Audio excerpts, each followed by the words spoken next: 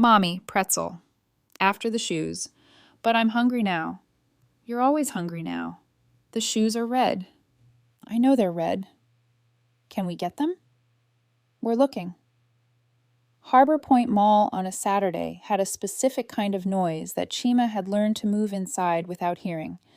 The carousel music, the sneaker squeak of toddlers on polished floors, the particular blend of perfume counters and food court that meant weekend, meant normal, meant nothing is wrong here. She held Issei's hand and studied a price tag and thought about whether the school budget could absorb red sneakers this month. That was all she was thinking about. Red sneakers. Then a voice came through the mall. Noise the way a draft comes through a closed window, small and cold, and suddenly there. Chima. It wasn't loud. It didn't need to be loud. Loud would have been easier. Loud would have meant he was already losing control. This was the other kind of voice, the one that came before he lost control. She turned slowly. Aid. 8 months. She had built 8 months of distance and procedure and new routines and the specific daily discipline of not flinching at unfamiliar ringtones.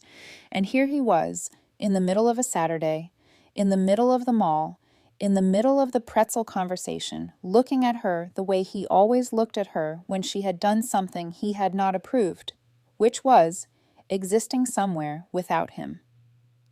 Ace's fingers tightened around hers. You don't answer calls. We can arrange visitation properly. Properly, that's a word you like. Through legal channels. What legal channels? You think this is a business? I think it's a conversation we shouldn't be having here. You think you can keep my daughter from me? Heads were beginning to turn. Not many. Enough. Chima kept her voice even. This was technique. She had learned it the same way she had learned to recognize the particular quality of his silences through repetition and consequence. Ade stepped closer. That was when she felt it. The cold slide down the back of her neck. The body's memo to the brain. This is the part where it starts. His hand closed around her wrist. Ace was 6 years old. She had her mother's mouth and her father's eyes, and the specific emotional literacy of a child who had grown up watching adults manage things in the tone that meant it was fine, but was not fine. She knew it was not fine. Dad, please leave my mom. Her voice cracked on the last word. Please, someone help. Phones lifted. Eyes locked. The carousel kept playing. Nobody moved. Ade's grip tightened. Let go, Chima said. Ade leaned in. His voice dropped to the register he used when he wanted only her to hear him. You think you can disrespect me in public? The shift in the air was not loud. It was not dramatic. It was the specific change in atmosphere that happens when someone who knows how to fill a room without announcing themselves decides to use that ability. At the edge of the crowd, a tall man in a charcoal suit. Still, hands at his sides. Watching Ade the way a person watches a calculation they have already completed. Beside him, 2 men, same stillness, hands loose. Nobody in the crowd knew the man's name without looking it up. Nobody needed to. Yet there was a quality to the space around him, the way his guards held their distance, the way he looked at a situation before entering it, that communicated something the crowd understood without the words for it. His name was Taehyun. He had construction companies and import businesses and other interests that were not on any public record. He had not arrived at Harbor Point Mall to involve himself in a domestic conflict on a Saturday afternoon. He had been walking past the carousel when a 6-year-old's voice had asked a crowd of adults for help and been met with the particular silence of people who had decided it was not their business. Taehyun had decided differently. He didn't raise his voice. He didn't move toward Ade himself. He said 2 words to his guards. Carry him. The guards moved the way they always moved. Without hesitation, without aggression, with the precise economy of men who had been trained to resolve situations rather than escalate them. One hand secured Ade's arm. Another broke the grip on Chima's wrist with a single controlled motion. No punch, no shout. Ade tried to pull free. He couldn't. Put me down, he said. Nobody responded to him. Taehyun stepped forward, not to Ade, to Esse. He crouched to her level. He looked at her directly. You were brave to speak. Ase was still crying. She looked at him through it. He was hurting her. I know, he said, evenly, and you used your voice. That matters. He stood. He nodded to the nearest mall security officer who had, at last, decided this was his business. Call the police. Document everything. When the officers arrived, Taehyun produced a card and stated simply that he would provide a statement. Ade was escorted out, furious and contained. The crowd dissolved the way crowds dissolve after something they weren't sure they were supposed to witness, incrementally, with backward glances. Chima was shaking. Taehyun did not offer comfort. He looked at her the way someone looks at a problem that requires attention rather than sympathy. Do you have a protective order? She hesitated. Her voice came out smaller than she wanted. No. He didn't flinch. He didn't soften it. Then today was predictable. Not cruel, precise. There was a difference, even if the difference wasn't comfortable. He reached into his jacket. He held out a card, not personal, professional, with a name on it that was not his own. Call my office. Ask for Jiwon. And she'll refer you to a good attorney. Then he turned and walked away. Sunday passed in the particular way of days that follow something violent. Too long in some hours, too short in others, with Essay drawing quietly at the table, and then waking twice in the night from dreams she couldn't name. Chima sat on the edge of her bed the second time and didn't go back to sleep. She was not afraid of what Ade would do next. That was the problem. She already knew what he would do next.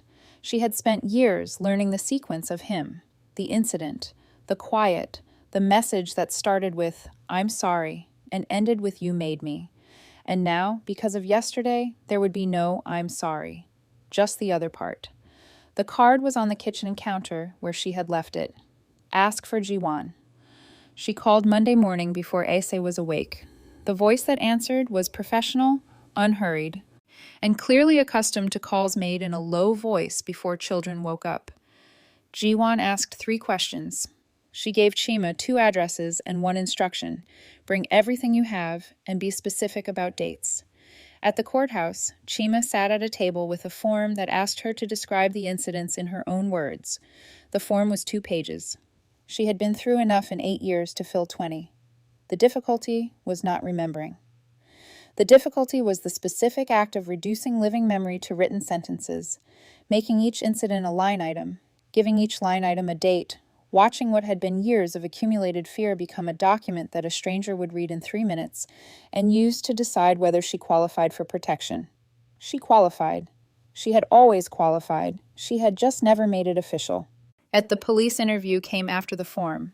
An officer asked her to walk through the previous day's events. She did. She was calm. She had been calm through worse, and calm was the version of herself she had decided to bring to this particular room. The officer noted that mall security footage was already being requested. Taehyun had provided a statement through his office, no direct involvement, no names, just a factual account from a witness who had been present and had documentation of his own cooperation with law enforcement. It was handled as cleanly as everything else he seemed to do. The temporary protective order was granted the same afternoon. Chima held the paper in both hands in the parking lot and read it 3 times. It was not a wall. She understood that. It was a record. It meant that the next thing Ade did would have a prior context, a legal framework, a consequence that existed somewhere beyond her own word against his. The message arrived at 11:47 p.m. that night. She had been expecting something. She had not been expecting it this soon. He had always had a specific relationship with restraint. He could hold it for exactly as long as it served him, and no longer. The message was 7 lines. It was not ambiguous. You embarrass me in front of strangers. You will not take my daughter from me. I will make sure you regret this. Chima screenshotted it. Then she screenshotted the timestamp. Then she forwarded it to the number Jiwon had given her with a single line. It's already started. She turned her phone face down on the nightstand. She lay in the dark and thought, 8 months ago, this message would have lived inside her phone and inside her chest and nowhere else. There would have been no order to violate, no record it could be measured against.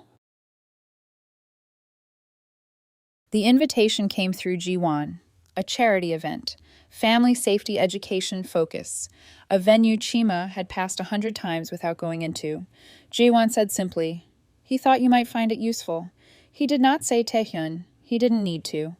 Chima went the way she had started doing most things since the courthouse. Not because she was certain it was the right decision, but because the alternative was staying still, and staying still had already cost her enough. The event was not what she expected. No gala formality. A conference room on the third floor of a hotel, round tables, community organizers and legal advocates, and a panel discussion on documentation and safety planning that ran 40 minutes over schedule because the questions from the floor wouldn't stop. Chima sat in the second row and took notes on her phone and felt, yet for the first time in weeks, that she was in a room full of people who understood the specific grammar of the situation she was in. She did not see Taehyun until she was leaving. He was near the back of the room, speaking to two of the panel members, not hosting, not presenting. Present in the way that funders sometimes are, attending something they have made possible without making it about themselves. He saw her and nodded once.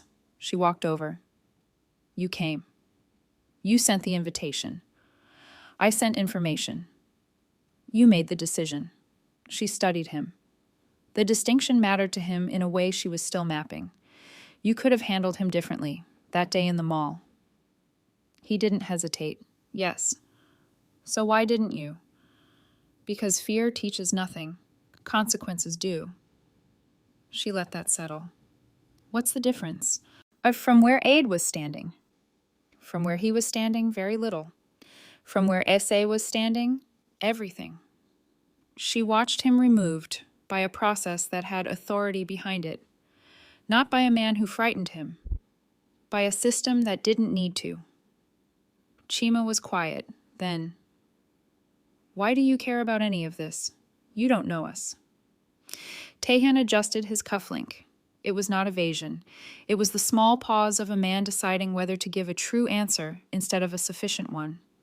"My mother asked for help once, in a grocery store. She was alone. I was young." He said it without performance. No one moved. She asked for help, and nobody moved. And he had stood there, too small to do anything, learning what it felt like when a crowd decided a woman's problem was not their problem. "I decided," he continued, "that if I ever had the ability to shift outcomes, I would, not to be the protection, to make the protection exist." She understood something then that she hadn't had language for since the mall. He hadn't stepped in because he was powerful. He had spent years becoming powerful so that stepping in was an option. His power wasn't the force his guards used. It was everything he had built that made their restraint possible. "You don't need protection from one man," he said. "You need infrastructure, systems that hold regardless of who is standing in front of you." He handed her a program from the event. Several organizations were listed: legal resources, safety planning, financial literacy. "Start with the second one on page 3. Then he walked back toward the panel. The school parking lot on a Tuesday afternoon was the most ordinary place Chima could imagine for it to happen again. Supervised exchange. A court-specified process that had been explained to Aid in writing by two separate parties: the terms, the location, the duration, the requirement of a third party present. He had signed acknowledgement of all of it, which meant when his car appeared 40 minutes early, parking in the drop-off zone where he had no authorization to be, it was not confusion. It was a choice. Chima saw him from the school entrance. She felt the familiar cold. Then she noticed something unfamiliar alongside it. A second feeling, quieter and newer, that said, "You have already done the next step. You did it weeks ago. It is waiting to be used." She called the number on the documentation. Then she walked back inside and stood at the window and waited. The officers arrived in 4 minutes. 4 minutes. She had not known what 4 minutes would feel like when it was the system arriving instead of a single person. It felt different from what she had expected. Less dramatic, more solid. Like a fact rather than a rescue. Aid was still at his car when they pulled in. He saw them. He did the thing he always did when he realized the landscape had changed without his permission. He shifted into the language of reasonable misunderstanding. "Officer, I didn't realize. I'm her father. I just came early." There was no aggression in his voice yet, because aggression required a calculation about audience, and this audience was not one he could manage with volume. The officer asked for identification, and then cross-referenced the documentation on file, then advised Ade, with the flat courtesy of someone reading from a record rather than making a judgment, that his presence at this location at this time constituted a violation of the current protective order, and that this interaction was being logged. Violation documented, unsanctioned presence at protected exchange location. Order terms reviewed with respondent on site. Incident logged. Third violation within 60-day period. AD's attorney later filed a motion arguing technical ambiguity in the exchange location language. The judge declined. The order was strengthened. The exchange protocol was revised to require a neutral third-party facility and 30 minutes notice from both parties. Aide was assigned court-mandated anger management as a condition of any continued contact. Chima drove home in silence.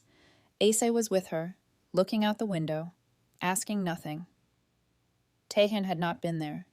No charcoal suit at the edge of the lot, no guards, no two-word command, just the paperwork she had filed in a fluorescent courthouse room, and the phone number she had called, and 4 minutes. He hadn't stepped in because he was powerful. He had spent years becoming powerful so that stepping in was an option. But the point, she understood it fully now, was never for her to need him to step in. At a red light, Issa said, "The policeman knew about Dad already." "Yes," Chima said. "How?" "Because I told them. I wrote it down." Isse considered this, then looked back at the window. "So the paper helped?" Chima kept her hand steady on the wheel. "The paper helped."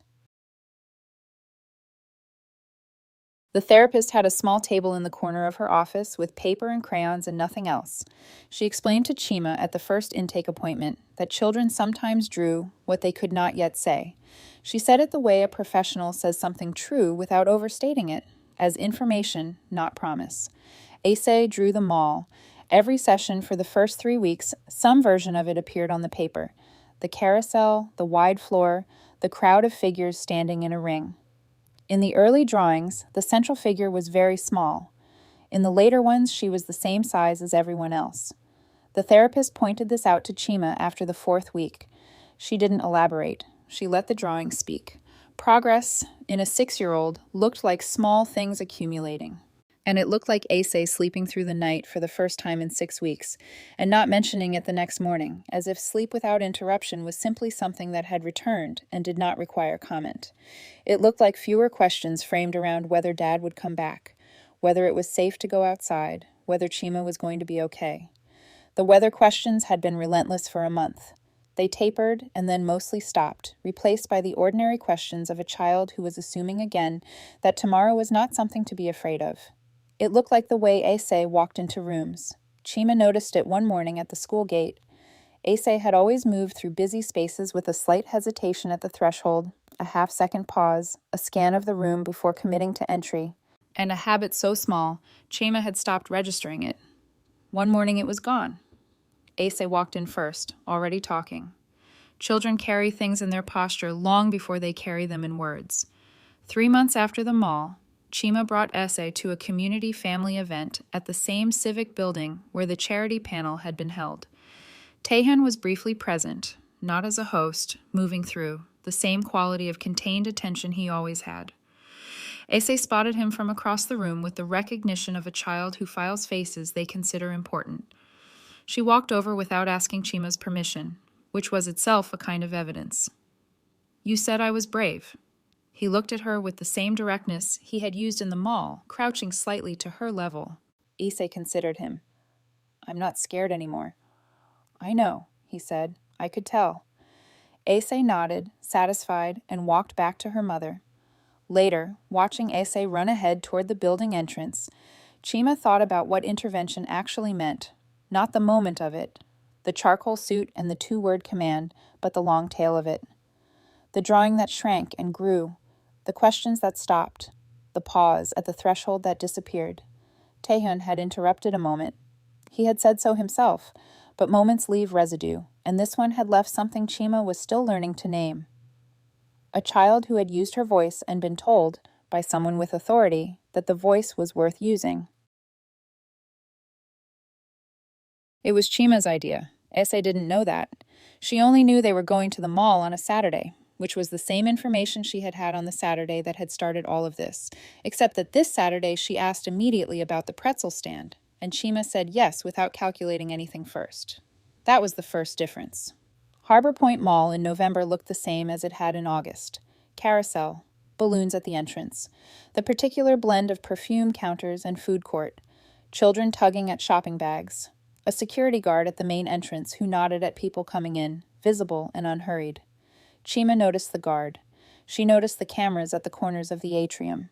She noticed the width of the walkways, the openness of the space, the way every sightline extended unobstructed to another sightline. She had walked through this mall 100 times without registering any of it. She registered all of it now, not with fear, but with the quiet competence of a woman who had learned, in the last several months, to read the infrastructure of a space. This is what safety actually looks like, she thought. Not the absence of threat, the presence of systems. Ase ate her pretzel on a bench near the carousel and watched the horses go around with the uncomplicated attention of a child who was simply watching a thing she liked. No backward glances, no tightened grip. She leaned against Chima's arm and pointed at a horse painted white with a gold saddle and said that one, if she could pick. Chima said she had good taste. Ese said obviously. Chima laughed, properly. The kind that came from somewhere unclenched. After the pretzel, after the carousel, and on their way toward the shoe section where the red sneakers had been and might still be, Ase slowed at the edge of the atrium. She looked at the wide floor, the crowd of families, the ordinary Saturday noise. She said it without drama, still looking forward. "Mom, are we safe now?" Chima didn't answer immediately. She looked at the security camera above the entrance, the guard at the far corridor, the families around them, unhurried, her own steady hands, the phone in her pocket with Jiwon's number saved, the documents filed, updated, active, the court order, the record. "Yes," she said. Ase waited, sensing there was more. "Because we learned how to be." Ase seemed to accept this as complete information, which it was. She took Chima's hand and walked on. From the upper-level balcony, Taehyun stood at the railing for a moment. And he had not come to the mall for this. He had business elsewhere in the building and had taken a different route and found himself, briefly, looking down at the atrium below. He saw them. The woman and the child moving through the Saturday crowd. Calm, unhurried. The child a step ahead, already pulling slightly forward. He watched for a moment. Then he turned and walked away. His guards followed at their usual distance. He did not look back. A year is not a resolution. It is a record. Chima understood this now in a way she hadn't when she had sat at the kitchen table with the card in front of her 11 months earlier. Resolution was a word that implied a single moment of completion. What she had built instead was a sequence of smaller moments, each one documented, each one adding a layer to something that could now hold weight.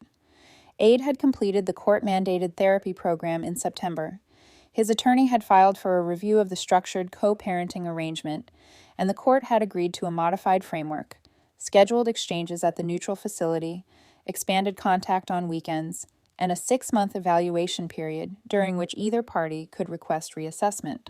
It was not a transformation story. And he was still a man who had to be taught that certain behaviors had consequences, which was not the same as being a man who had stopped wanting to behave that way. But he showed up on time. He used the parallel parenting communication app that the mediator had recommended, which kept all contact in writing, in one place, reviewed by a third party on request. It created structure where there had been volatility. That was not nothing. Ase had a Saturday with him each fortnight now. She came back quieter than she left, which Chima had braced herself for. But the quiet was not afraid. It was processing. The therapist said there was a difference, and Chima had learned to read it. The business program scholarship notification had arrived by email on a Thursday from a foundation Chima had not heard of, and citing her application to an evening program she had submitted quietly 2 months earlier. The scholarship was full, no conditions beyond academic standing. She asked Jiwon about it. casually, some weeks later. Ji-won said, "The foundation supports a number of community development initiatives," then moved on to something else. Chima filed it in the same place she filed most things about Taehyun, under the category of actions that said more than statements, acknowledged without needing to be confirmed.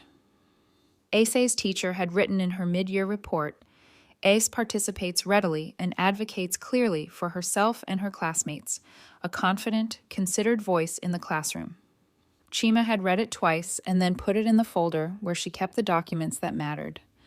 She saw Taehyun once, and in a context that had nothing to do with either of them directly, a public lecture on community legal infrastructure at a civic building she had started attending monthly.